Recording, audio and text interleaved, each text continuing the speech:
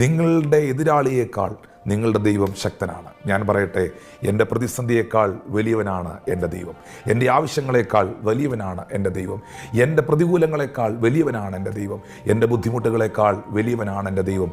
യേശു എൻ്റെ സകല ആവശ്യങ്ങൾക്കും, യേശു എൻ്റെ സകല പ്രശ്നങ്ങൾക്കും മതിയായവൻ ആണ്. സഹോദരങ്ങളെ, എറിയാൻ കല്ലുമായി നിൽക്കുന്ന 2-3 പേരേ ഉള്ളൂ. വിമർശിക്കുന്ന 1-2 എണ്ണേ ഉള്ളൂ റോഡ് സൈഡിൽ.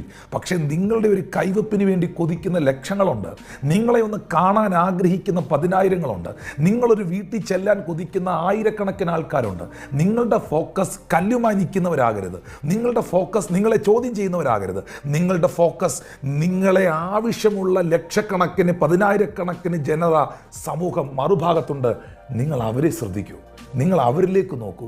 അവർ പറയുന്നത് നിങ്ങൾ കേൾക്കൂ. അവർ പറയുന്നത് എന്താ? ബ്രദറെ, നിങ്ങൾ എനിക്കൊരു അനുഗ്രഹമാണ്. പാസ്റ്ററെ, നിങ്ങൾ എനിക്കൊരു ബ്ലെസ്സിങ്ങാണ്. സഹോദരി, നിങ്ങൾ എനിക്കൊരു അനുഗ്രഹമാണ്. നിങ്ങൾ അവരെ ശ്രദ്ധിക്കൂ. അവരിലൂടെ ദൈവം നിങ്ങളോട് സംസാരിക്കുകയാണ്.